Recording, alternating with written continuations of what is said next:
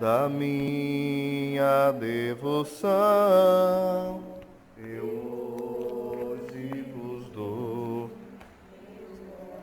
Consagro a vós meus olhos, consagro a vós meus olhos, minha boca, tudo o que sou,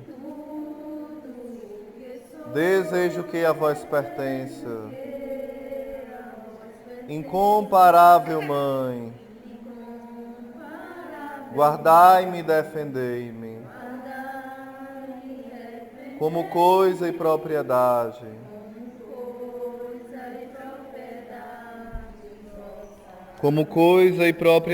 vossa. Amém.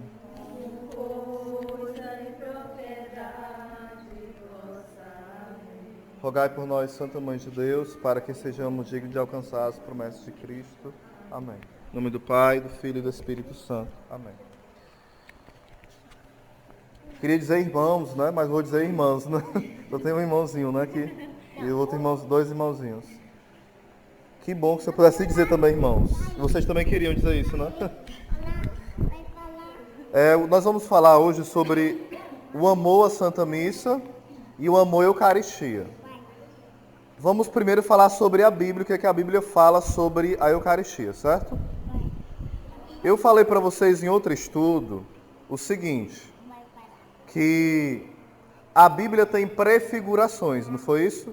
Tipo assim, tem uma coisa que significa algo espiritualmente. Como eu expliquei de José do Egito, que simbolizava o José pai de Jesus, simbolizava Jesus também, não é isso? Aí as crianças vão fazer silênciozinho, né? O tio falar, tá bom? Certo? Aí, o que acontece?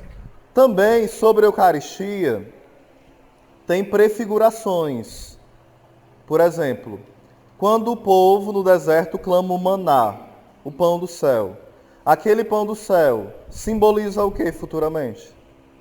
A Eucaristia. A Jesus vai até falar lá em João 6, né? Os vossos pais comeram maná no deserto e morreram, mas eu sou o verdadeiro pão que desceu do céu. Então aquele maná era apenas um pão, que simbolizava o verdadeiro pão que vinha do céu, que quem era? E quem é? O próprio Jesus.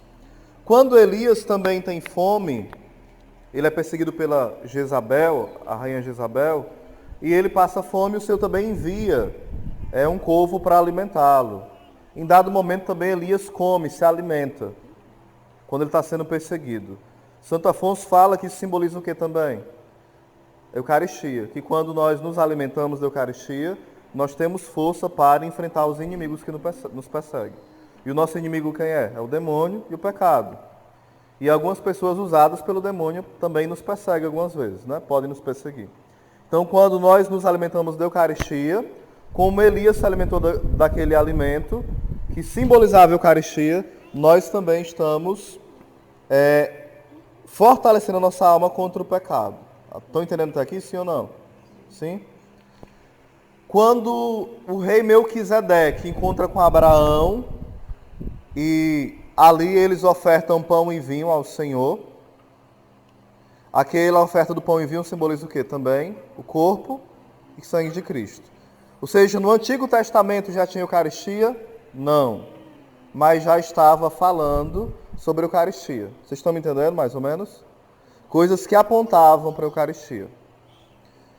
Quando Elias vai para a casa da viúva, era uma viúva pagã, que estava faltando trigo, faltando azeite na casa dela. E ela tinha só ela e o filho.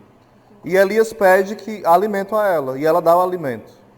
Aí depois que ela dá o alimento, a comida se multiplica. O azeite não falta mais na casa dela. Simboliza o que também? O milagre da Eucaristia. A Eucaristia é multiplicada, sim ou não? Sim. Mas são vários Jesus, ou é só um? Pode ter 1 milhão de Eucaristia, mas é o mesmo Jesus, sim ou não? Não é interessante, né? Se você receber Jesus na hóstia, uma hóstia, é Jesus todo, sim ou não? Se receber um pedacinho?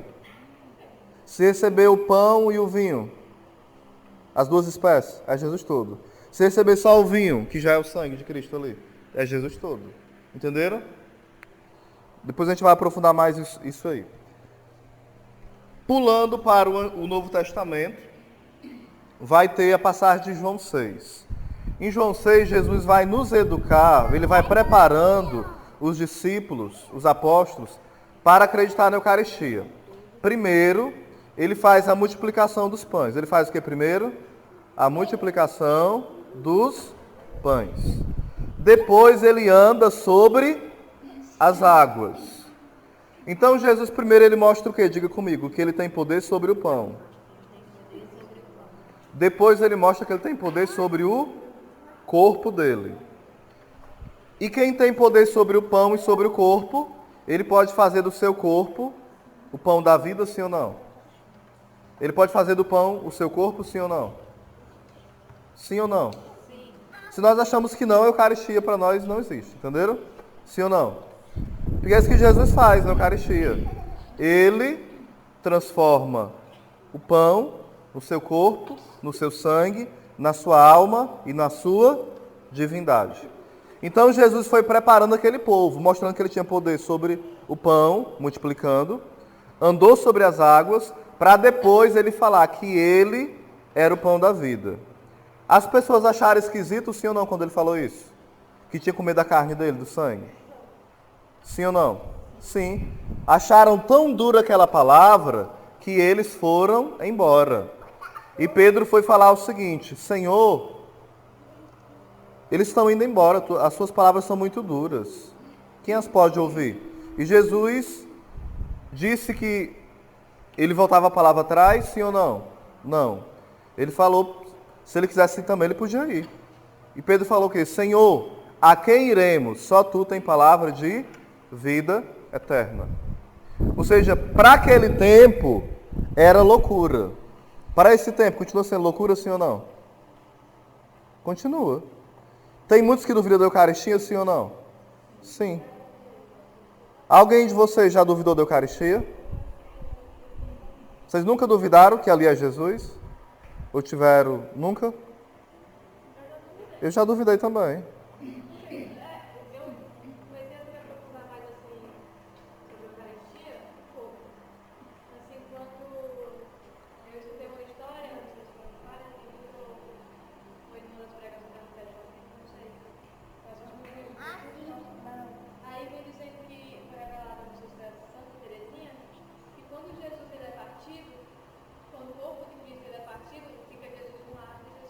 Uhum.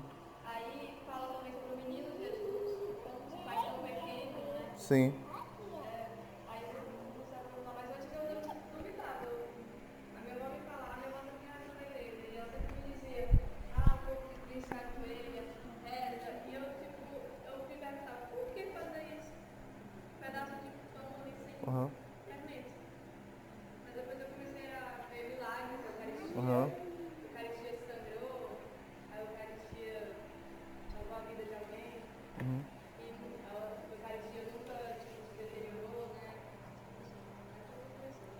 Jesus falou o quê? Isto é. Ele falou isto representa? Né? Aí alguns protestantes dizem assim, mas ele falou em memória. Em memória. Mas a palavra memória no grego quer dizer anamnese. É um nome complicado, né? Anamnese quer dizer você tirar do esquecimento algo. Tornar presente, tornar real. Porque o que é mnese? Mnese é lembrança. E amnese é esquecimento. Você perde aquela lembrança. E anamnese é tirar do esquecimento. Entenderam? Então é tornar... Quando a Bíblia fala memória, quer dizer o quê? Tornar presente. Tornar real. Tem um livro, que não é esse, é um outro, que fala sobre os milagres eucarísticos, de Monsenhor Segur, é o mesmo autor do Inferno Existe. Ele fala o seguinte, ele fez uma comparação que um pintor fez 3 quadros. Um ele pintou Calvino, que era um protestante, advogado, um dos primeiros. O outro ele pintou Lutero, e o outro ele pintou Jesus. No que tinha, Jesus falava assim, isto é o meu corpo. No que tinha Lutero falava assim, eu estou presente. Aqui está presente o corpo de Cristo. E em Calvino tinha assim, isto representa o corpo de Cristo. Aí o pintor falava assim, em quem você acredita? Em Jesus, em Calvino ou em Lutero? Vocês acreditam em quem? É bom que seja, né? É bom que seja. Então, esse pintor, de forma magnífica, ele denunciou essa besteirada protestante. Porque o protestante acha o quê? Que Jesus está presente na Eucaristia. Terminou aquele momento, aquela cerimônia, a Eucaristia não é mais Jesus, entenderam? Jesus está dentro do pão. Entenderam? O pão não é Jesus, Jesus só está presente ali. Isso é o que Lutero achava. Calvino achava pior. Não, nem está presente. É apenas uma representação. É só para a gente lembrar.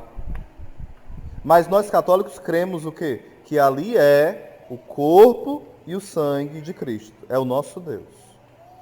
O que é que prova isso? Várias coisas prova. A palavra de Cristo. São Tomás de Aquino fala assim, ó.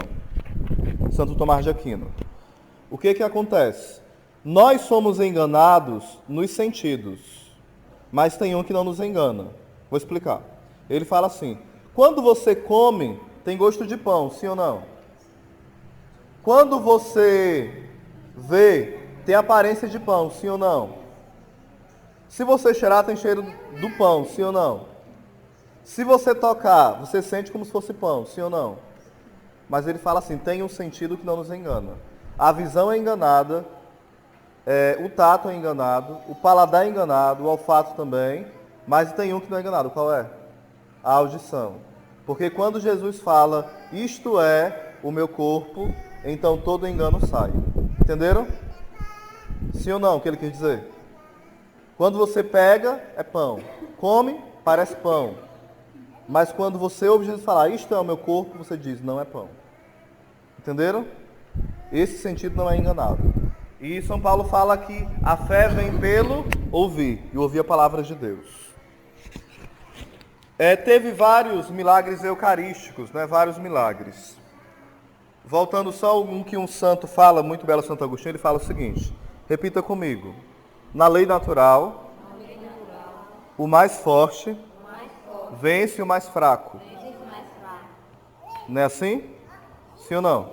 Claro que é. Olha o que acontece. Quando você come alguma coisa, quem é que vence? É você ou o alimento? Não, quando você come alguma coisa, quem é que vence? Somos nós.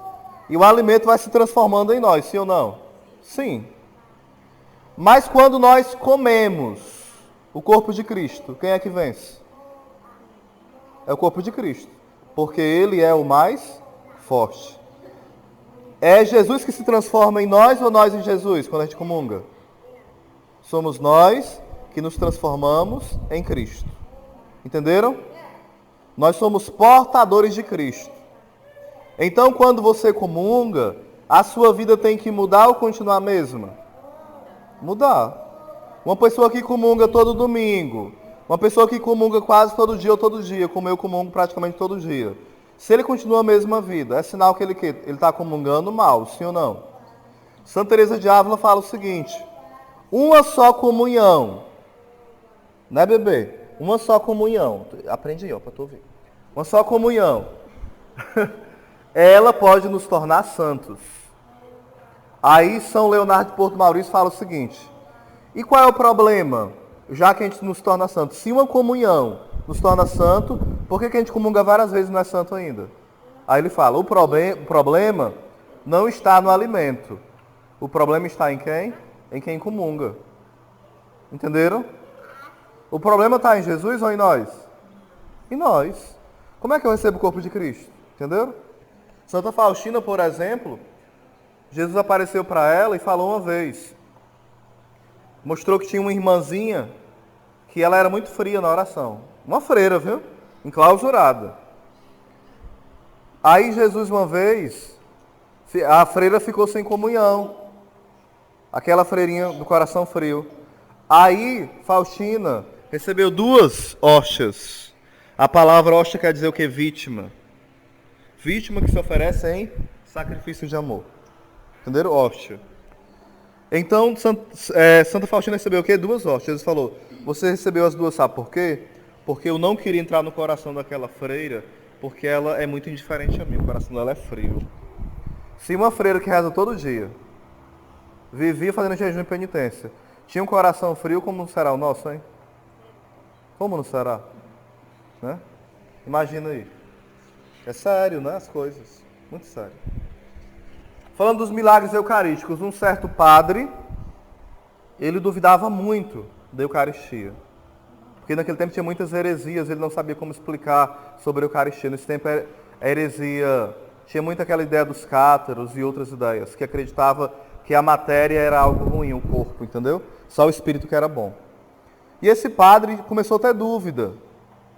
E em uma missa, ele tinha dúvida, mas ele não era pessoa ruim. Aí ele foi para Roma. Ele pensou, em Roma, essa dúvida vai sair. Aí quando ele foi para Roma, ele foi celebrar uma missa lá, próximo. E quando ele celebrou e fez a consagração, começou a sangrar a hóstia. Milagre de Lanciano, né? E já faz mais de 700 anos. Né? Muitos anos, muitos séculos. E até hoje está do mesmo jeito. Mesmo jeito. Ele ficou apavorado, não terminou de celebrar a missa, claro, né? E foi levado para investigação. Depois foi investigado agora, já algumas décadas atrás. E viram que ali era o sangue de um judeu.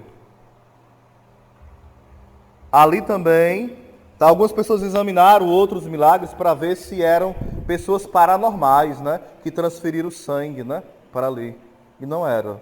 Era o sangue de um judeu. O interessante, que nesses milagres eucarísticos, quando se recolheu o sangue, quando for examinar o santo sudário, quem sabe o que é o santo sudário aqui? Quem sabe?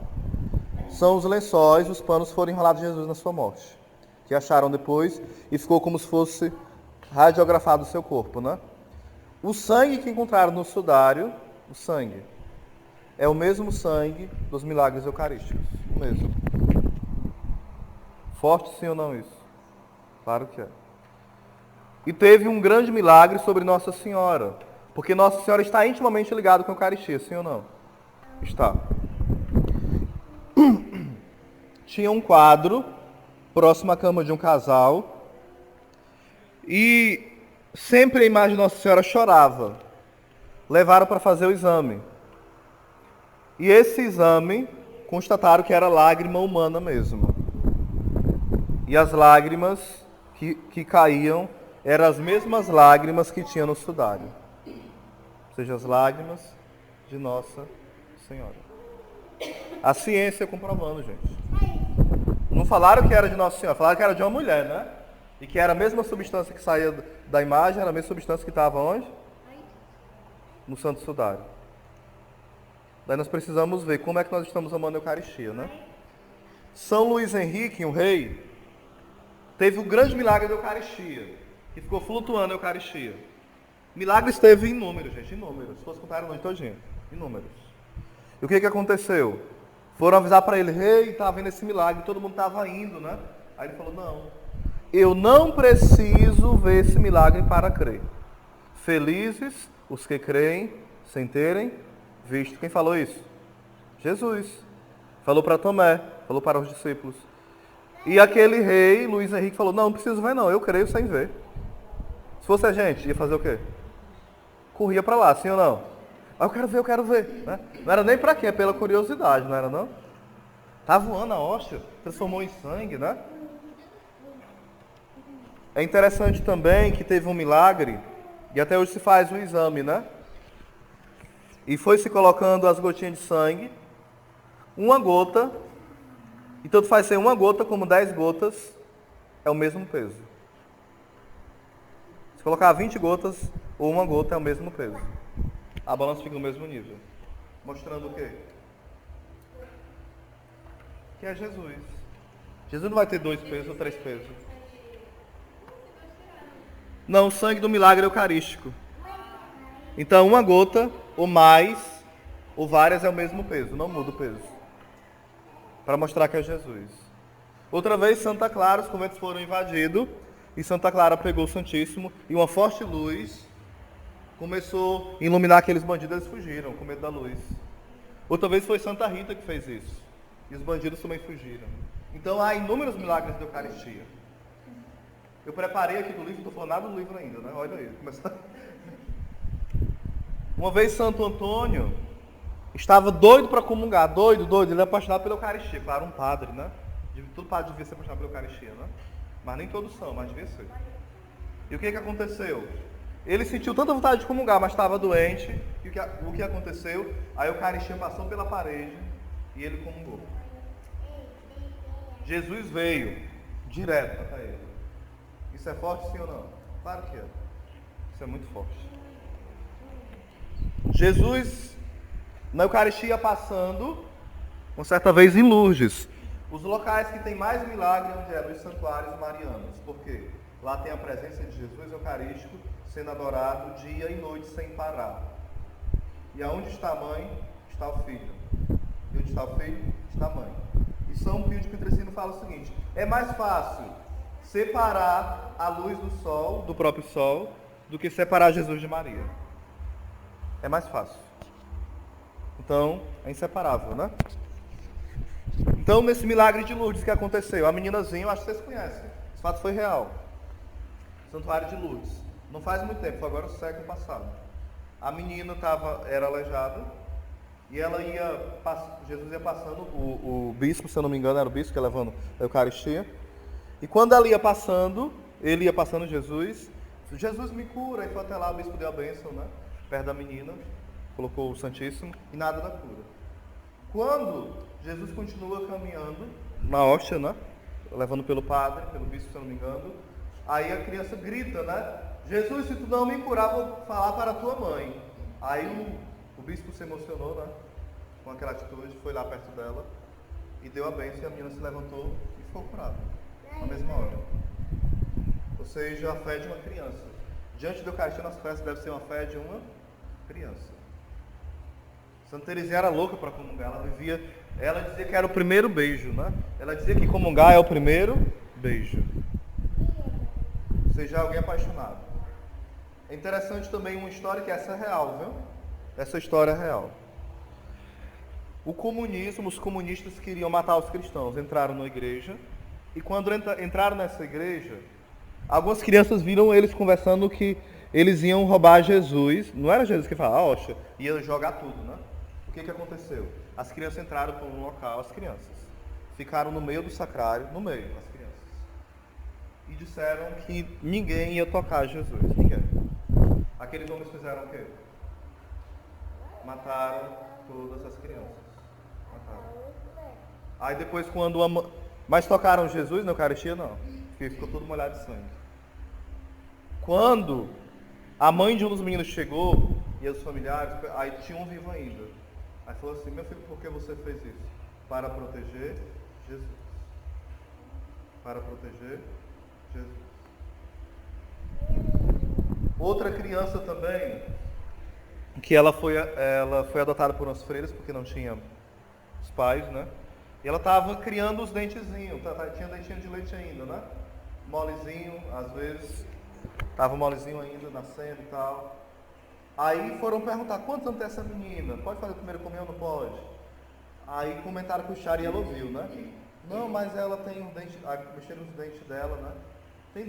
O dentinho de leite ainda é muito novinho ainda, nasceu nem o segundo dente ainda, né? Bem novinha. Talvez nem chegou a idade da razão. Aquela criança muito inocente, não façam isso, viu, criança? Por favor. Muito inocente. Ela saiu, ela pegou uma pedra e quebrou todos os dentes que ela tinha de leite. E ela falou para a freira, para o padre: agora eu posso comungar? Vocês acham que o padre deixou ela comungar? Claro que sim. Ela quebrou todos os dentes que ela tinha de leite para poder comungar. Porque ela entendeu errado, entenderam? Ela achou que o problema era o dente de leite, é porque não tinha nascido outro, era sinal que ela era muito novinha. Mas ela entendeu errado. Mas no coração ela entendeu certo. E ela quebrou os dentes de leite para poder comungar. Chegou com a boca sangrando. São Tarcísio, que é padroeiro dos coroinhas, a gente chama, né? Ele ajudava o Papa Sisto, se eu não me engano. Xisto ou Sisto, não lembro agora. E ele foi incumbido, teve a missão de levar a Eucaristia para os mártires. Mártires são pessoas que iam morrer, em nome de Jesus, estavam prestes a morrer, já tinha dia marcado de matar eles. Então, não sabia quem é que levaria a Eucaristia. Aí ele falou, eu levo, uma criança. Só que, quando ele ia no caminho levando a Eucaristia, os meninos pagãos, o que você leva? Eu levo os sagrados mistérios.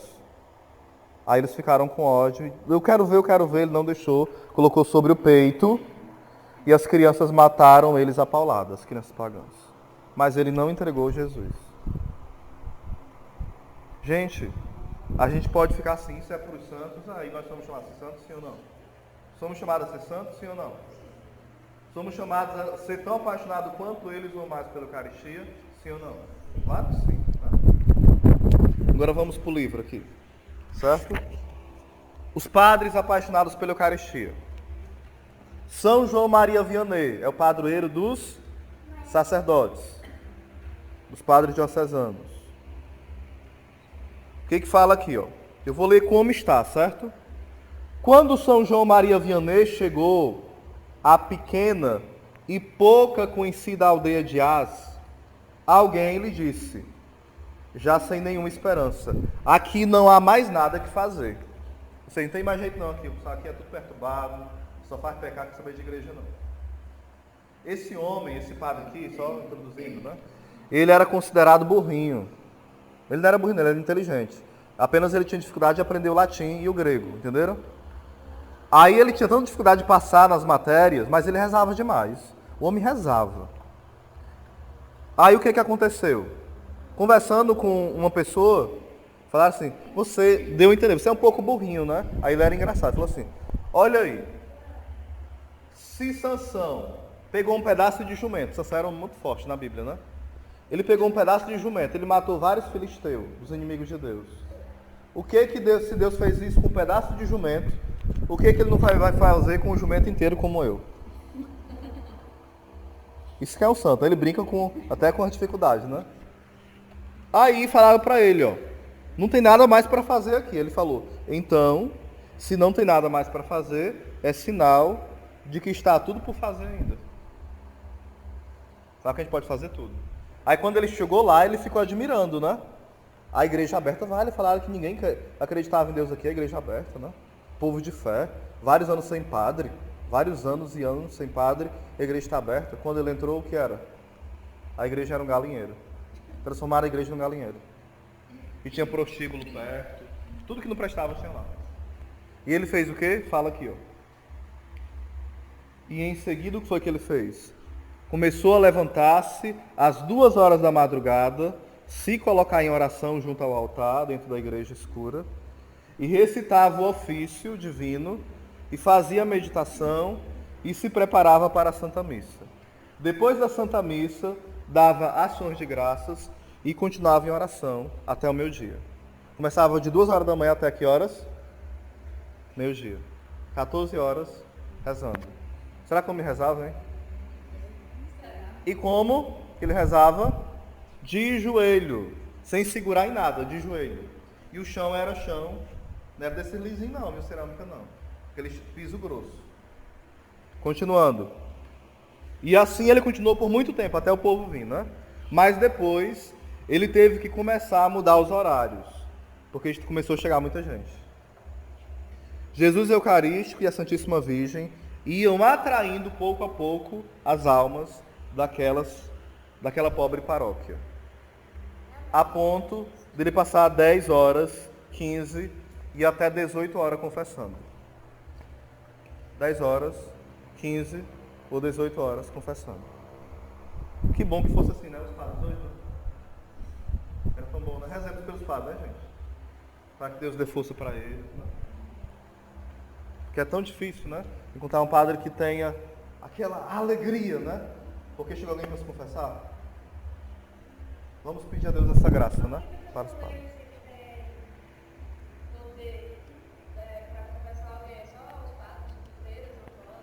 A freira não pode, nem diácono, só o padre. Só o padre.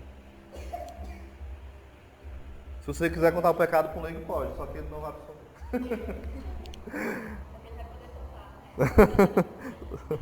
Vai poder contar, sem dúvida. Se um padre contar o que ele ouviu em confissão, ele está automaticamente excomungado. Não pode. Continuando, esse sacerdote, até os cardeais, até outros padres vinham atrás dele para se confessar. Fizeram de um outro país para facilitar a vinda do povo, sabe o quê? O trilho do trem para passar, porque aí a gente de mar para lá tiveram que fazer um trilho.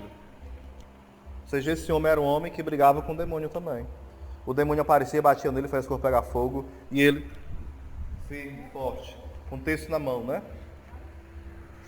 E aquele que foi para um local, porque mandaram ele para esse local, porque ele ia ficar bem escondidozinho. Ele ficou escondido? Ficou não. Quem é humilde, Jesus exalta. Mas quem quer aparecer, o Senhor humilha ele, né? Para que ele não se perca, para que não vá para o inferno, né? Isso aqui é um dos padres. Outro, São Pio de Pietrelcina, que ouviu falar? Ele é... Eu, pelo menos, assim... Meu Deus. Perdi até as palavras. Eles tinham dor na bilocação, eles tinham as chagas de Cristo, né? Ele, desde criança, já brigava com o demônio. Brigava mesmo. Apanhava e dava no demônio. Conversava com Nossa Senhora, assim, ó. Parecia para ele com os anjos, tranquilamente. Vou falar aqui, passando, estou te falando dele. De coisas boas, né? Quem era esse homem? Vamos aqui. As mesmas perguntas podemos fazer hoje a respeito de uma aldeia de Gargano, em São Giovanni Rotondo, que até poucos anos atrás estava como perdida. Era uma cidadezinha, um localzinho, um lugarejo escondido. Até o Padre Pio chegar lá, viu? Aí vai falando aqui, ó. Quando o Padre Pio chegou lá, o que ele começou a fazer?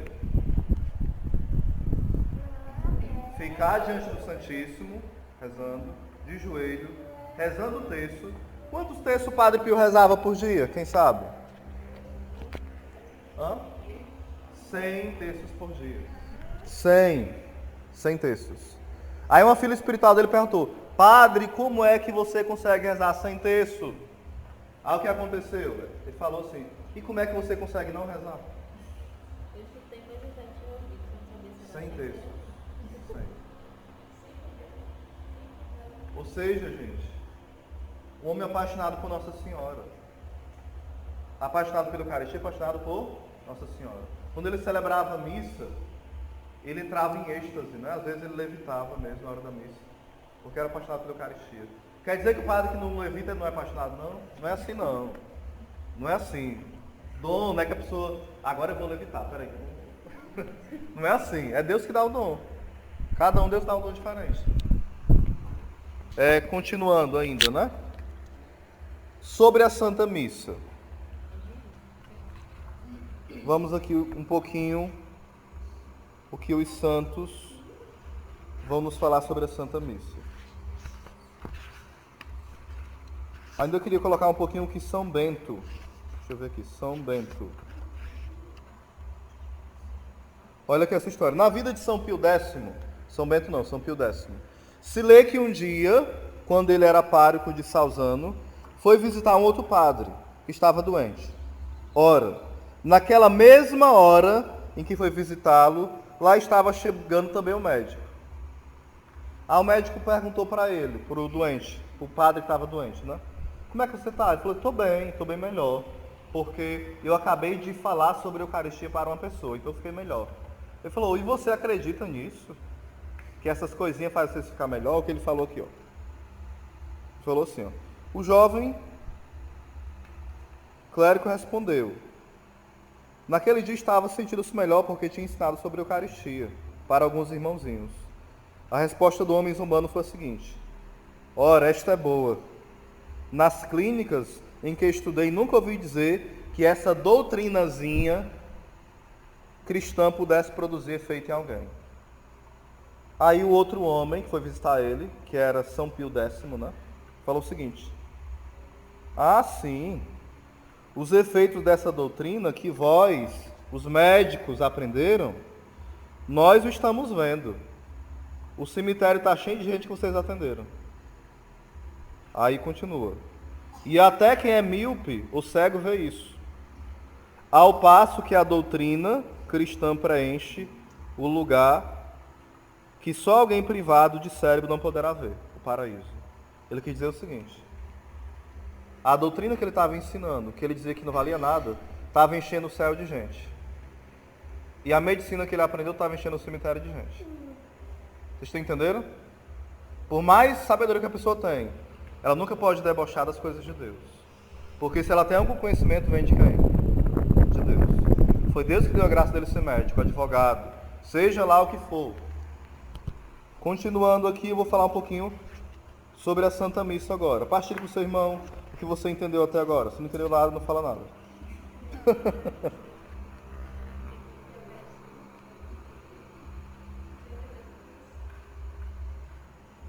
Viram como é sério, gente, né? Amar a Eucaristia. Sobre a Santa Missa, fala o seguinte: Santo Afonso de Ligório, que eu amo demais. Santo Afonso Maria de Ligório fala assim, chega a afirmar o seguinte: o próprio Deus, olha aqui, diga comigo, o próprio Deus não pode fazer que exista uma ação mais santa, nem maior, do que a Santa Missa. Ouviram como é sério? Nem Deus pode fazer algo maior nesse mundo do que a celebração da Santa Missa. Aquilo que tem de maior nesse mundo, o que é? A Santa Missa. A nossa vida deve viver para quê? Pensando na missa. A nossa vida deve ser uma missa. Mas para a nossa vida ser uma missa, a gente tem que começar a vir para onde? A missa.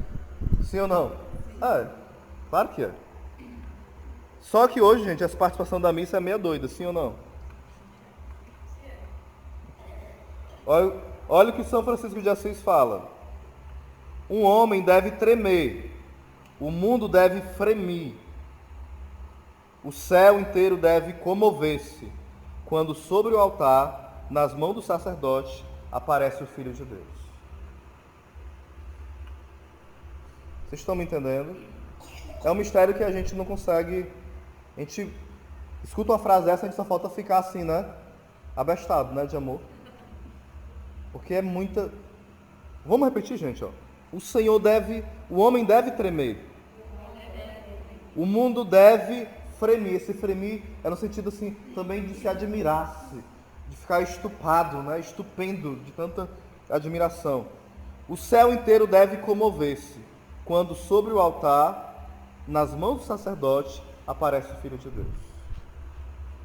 São Pedro, Julião e Marge, que escreveu 5 livros sobre a Eucaristia, o nome é A Divina Eucaristia, muito belos esses livros. Ele fala o seguinte: Deus é tão bom, que até pelas mãos dos traidores ele desce do céu para a terra. Ele está dizendo o quê? Quem são os traidores? São os padres que não obedecem à lei de Deus. Que são padres e quando sai da missa vão beber. Sai da missa, fica com uma ou outra mulher, ou com outro homem. Ou então desonra e faz o que não deve. Quem são padres? Esses padres agem como o quê? Como Judas. Aí São Pedro, Julião e Marge falam o quê? Que Deus é tão humilde que até pela mão de Judas ele desce do céu para a terra. Isso é forte, sim ou não? Sim. Então, se Deus é humilde para descer do céu para a terra pela mão de um Judas, por que a gente não vai se confessar? Aquele padre não vou não, porque eu ouvi falar isso dele, e daí é ele Deus. Você vai para o céu se confessar com arrependimento. Se o padre fez tudo de errado, o problema dele com Deus, ele vai responder no tribunal. Você deve rezar por ele, sim ou não? Porque ele pecou aquilo, eu não vou não. Porque ele é comedor de feijão. E feijão é pecado comer. Se for, não comer mais não, né? Vou me confessar comedor de feijão, né? Coisa besta, né? Meu Deus do céu. Essas coisas não merecem nem comentário, né, gente? Porque não tem condição.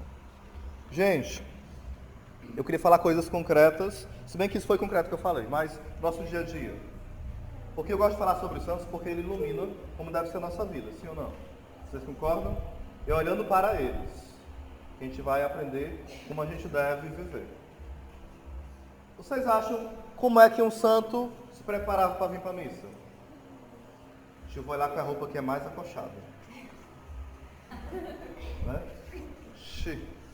Porque tem mulher que é assim no espelho. Olha com a roupa que está mais colada para vir para a missa. Não, nessa aqui tá um pouco frouxa, eu vou estar mais apertada, torando, para matar os velhos, tudinho na missa. Entendeu? Ou então ela vai com aquele batom que é mais vermelho do que sangue, né? Para a missa. Ou seja, gente, tem até uma piadazinha que, entenda, não é com desrespeito à Eucaristia. Desrespeito não. Vou contar isso para você ter maturidade para ouvir. Mas tem uma piadinha que é muito séria porque é o que faz o corpo de Cristo. E a tentação para os padres. Conta-se que tinha um padre, né? Conta-se. Não é que é verdade, não, é só uma historinha. Que quando chegou falou assim, ó, o corpo de Cristo. Corpo de Cristo. Aí tinha uma mulher tão indecente, vestida, ele falou, Cristo, que corpo? Ou seja, a mulher fez o padre para cá, sim ou não? Fez. O padre não pode tirar você da fila, não deve. Porque nós temos direito à boa fama. Se o padre tira o ministro, a gente vai dizer que a pessoa tem má fama. Foi o padre Felipe disse assim, não foi que tirou a mulher da fila da confissão? Porque ela não estava... Mas santa é outra coisa, né? Santa é outro patamar. Mas ele sabia que ela ia para o inferno se comungasse. Ele viu, Deus revelou. Então, entre uma lei e a alma dela para o inferno é melhor que eu. Ele descumprir aquela lei, sim ou não? Claro que é.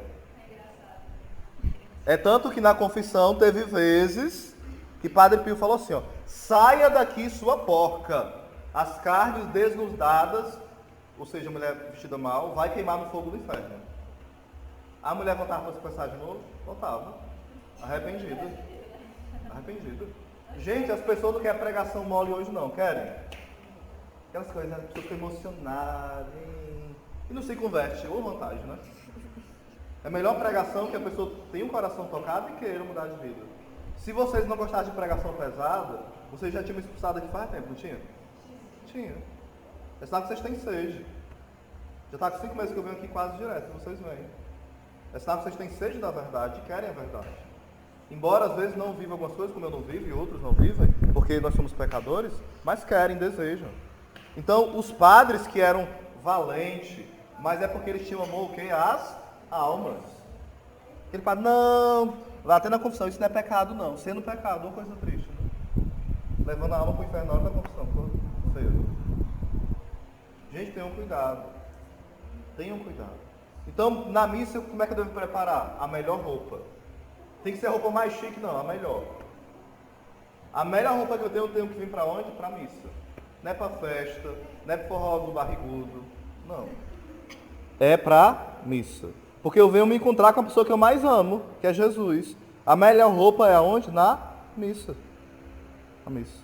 Aí quando eu chego na missa, eu devo fazer o quê? Nem começou a missa. Aí começa a falar no WhatsApp, no telefone, e começa a ligar para o pessoal e botar os papos em dia. É assim? Não. Eu silencio aqui, ó, no banquinho, me ajoelho e rezo. Espero a missa começar. Tem pessoas que não conseguem. A maioria, 99%, é ou não é? É um cochichado, é um converseiro, é um entra e sai da igreja, é um atende celular. Meu Deus do céu.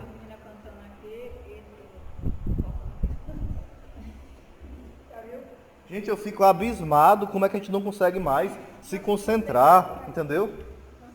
É na missa, eu já falei isso aqui várias vezes. Eu tô na missa, não tá não, já disse várias vezes, não tá. Como é que tá na missa no telefone? Gente, isso é em todo canto, às vezes, até às vezes no salão eu vejo na capela. Quando é algo urgente, tudo bem. Mas todo dia é urgente direto. 5 vezes na hora da oração é urgente, 5 vezes. Então deve morrer umas 10 pessoas da família todo dia, né? Você chega na capela, às vezes na matriz, e está gravado e eu vou botar para o pessoal ouvir mesmo, né? Ou até na capela do Shalom ou no outro canto, se estiver gravando, né? Que pode não estar gravando. Aí o que acontece? A pessoa, ela tá na capela, o telefone toca, ela sai. 5 minutos ela volta, aí atende de novo. Ela atende umas 10 vezes o celular na capela. Gente, isso é oração. Isso é adorar Jesus. E diz respeito a Jesus. Aí quem quer rezar, não reza. Muitas vezes, é ou não é? E quando a pessoa atende na missa e fica falando no meio lá, no meio da missa. Gente, seja caridoso. Falou, você já perde alguém, você fala assim, meu filho, dá pra falar um pouquinho mais baixo, eu sair? Se ela fizer escândalo, azar. Mas você deve falar, repreender. Porque é uma caridade você repreender, é amor. Aí depois que eu tô na missa, o que, é que eu devo fazer? O que, é que a gente vê na missa? Durante a missa? O que, é que a gente vê muito? Que não deveria acontecer. Conversa, né? A pessoa comenta o que o padre falou. Comenta se o coral está cantando desafinado. Comenta tudo. A roupa de quem está na frente, quem está atrás. Ah, tu vai amanhã, não sei para onde. Gente, ali é hora de nós rezarmos. Por isso que muita gente vai ser protestante. Porque nunca participou de uma missa. Só vai ser besta na missa. Volta pior do que o que era. Pior, igual não. Porque alguém que vai para a missa e não fica melhor, ela fica pior. Pior. Por isso que tem um pecado que não tem perdão. Qual é? O pecado, a blasfêmia contra o Espírito Santo. Para vocês entenderem, resumindo, o que seria? É alguém que fica com o coração tão duro, que não se arrepende mais. Essa pessoa vai ter perdão? Vai? Não, porque ela não quer perdão, ela não se arrepende. Então, nós podemos estar na igreja e se acostumar com as coisas da igreja. E começar a banalizar. Vem para o texto e é meio que nada. Vem para a missa e é meio que nada. Vem para a missa e continua com o intrigado. Vem para o texto e continua com a língua podre. Comunga e é pior do que o pessoal que é pagão. Essa pessoa vai endurecendo o coração, sim ou não? Sim. Com o tempo ela, mas para a igreja não, eu sou do mesmo jeito ainda, porque ela não colaborou. Diga comigo, eu preciso colaborar com a graça de Deus. Com a graça de Deus. Colaborar, gente. São Felipe Neri foi engraçado, né? Uma vez, eu não estou explicando a missa não, só algumas posturas que a gente deve ter, porque se for explicar a missa aqui é o ano todinho. Eu fui dar uma formação na Cione, durante 6 meses eu estava indo no ofertório. 6 meses, viu? Todo sábado eu dava. O que acontece, né? Vai sair o barulho todinho aqui, né? Na gravação do ventilador, né? Talvez, né? Aí o que acontece? São Felipe Neri dava a hóstia e toda vez, estou terminando já, viu? Estava dando a hóstia e toda vez tinha um gaiato que saía antes de terminar a missa, saía. Aí ele observou, né? Aí ele pediu os coroinhas, né? Acompanha aquele rapaz quando ele sair. Aí na hora que o rapaz saiu antes de terminar a missa, os meninos acompanharam com as tochas de fogo, um do lado do outro. Oi, o que foi? Não, é porque o padre Felipe Neri falou que você está carregando Jesus.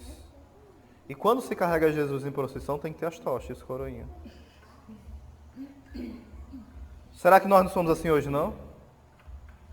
Terminou, deu a bênção, mal deu, a gente já está saindo, né? Ou então comungou, já sai. Quando você termina de comungar, deve fazer o quê? Ação de graças. Mas toda missa é ação de graça? É, porque a palavra Eucaristia quer dizer o quê? Ação de graças. Toda missa é. Então você se ajoelha, se puder. Se ajoelha depois da comunhão. Quando você for comungar na fila, olha aqui, ó. Você não vai fazendo assim não, ó. Às vezes até o cara tem intenção de fazer isso, mas eu tento me concentrar e ficar mirando para lá. Você está indo encontrar Jesus. Aí fica assim, ó. Oi, bom dia, tudo bom? E aí? Aí vai na fila conversando com o povo. Faltando só 2, a pessoa ainda faz assim, né? Ih, tudo bom? Gente, para essa feira, né? Outra coisa que é bem interessante. Quando você vai comungar, vem aqui, meu filho, por favor. O padre está ali, vai lhe dar a comunhão. Aí você está na fila aqui, ó. Aí você faz a reverência para quem? Vem aqui. É para a pessoa que está à frente? Não, espera a pessoa sair, calma. Tudo é apressado para essas coisas. Ele saiu? Se você não se ajoelhar para receber o Eucaristia, mas faça assim, ó. E comunga, tranquilamente. Ali não é bolacha, não. Vamos. Ou então a pessoa está aqui, a pessoa faz venha para quem? O irmão é importante, mas Jesus é mais, ó. Venha para as costas dele. Não, espera o irmão sair. Calma. Você faz a venha. Estão me entendendo? É o rei. É o nosso Deus. Tem que ir com cuidado. A gente não faz assim às vezes? É ou não é? Só faz a venha nas costas do pessoal. Como se fosse o próprio Deus nas costas da pessoa, né? Claro que Deus está nele, né? Lógico. Mas ter esse cuidado, gente. Então, espera terminar tudo. E quando comungar, faz o quê? Comungou, recebe na mão. Receber na mão tem que significado? Significado como se fosse um trono. Você faz um trono para receber Jesus, porque ele é o rei. Quando você se ajoelha, recebe na boca, também reconhece que ele é o rei, o soberano, o Senhor. Entenderam? Sim ou não? Quando você na missa, eu volto já para ação de graça. Quando você está na missa e há o momento da consagração, todo mundo tem que ficar como? De joelho. No livro Introdução à Liturgia, o Papa Bento XVI, Emérito, fala o seguinte. Um monge teve uma visão e a única coisa que o demônio não tinha, o que era que o demônio não tinha? Joelho. Porque o demônio não se ajoelha. É só uma forma de falar, entendeu? Porque demônio não é corpo, né? É para dizer que quem não se ajoelha na missa porque não quer, se comporta como um demônio. Porque não quer, viu? É porque não pode, não. Diga comigo. Quem não se ajoelha na missa porque não quer, se comporta como um demônio. Diga, Deus me livre, Jesus. Ah, mas se a pessoa não sabe, é outra história, né? Se for por ignorância, é outra também, é outra história. Ela não queria fazer aquilo. Entenderam? Então, aí quando você se ajoelha, tem todo aquele mistério da epiclese, da transformação do corpo, do vinho, do sangue. Aí o que que acontece? Você, depois que o padre fala, eis o mistério, você fala o quê? Anunciamos, Senhor, a vossa morte e proclamamos a vossa ressurreição, vinde Senhor Jesus. Pode ter outras orações? Pode, tem outras também. Mas naquela hora você se levanta, é como se o ressuscitado estivesse ali, como não é, e você ressuscitou com ele, entenderam? Quando você se levanta como se fosse o quê? Uma pessoa ressuscitada. Entenderam? E quando você termina de comungar, você vai para o seu cantinho, faz silêncio, se ajoelha e adora Jesus. Se bem que nas missas hoje não se ajuda a fazer isso, a maioria, né? É aviso, aviso, aviso, aviso, e haja música, e a música é animada. Às vezes parece música de forró, tem canto de comunhão. Meu Deus do céu. Não é triste, sim ou não? Um toque para vocês que são do coral aqui, quem for. Terminou a comunhão. Se for cantar, canta uma coisa leve, suave. O certo não era nem para estar cantando e cantando, não, né? Porque parece que a gente não pode silenciar na missa, é só zoada, né? Na missa tinha que ter um momento de silêncio. Então, vocês veem um momento de silêncio na missa? Era para ter, sim ou não? Você acha que é proibido ter silêncio na missa? Mas em todo lugar que você vai, é na missa de cura, é na missa da renovação carismática, é na missa das paróquias, é só barulho, barulho e barulho. E as músicas de comunhão não tem letra de comunhão. Infelizmente não tem. Mas tem jeito, gente? Tem? Diga tem. Começando de mim. Procurando amar a igreja, estudar mais e rezar mais. Rezar mais pelos padres e buscar mais, estar mais aos pés do Santíssimo.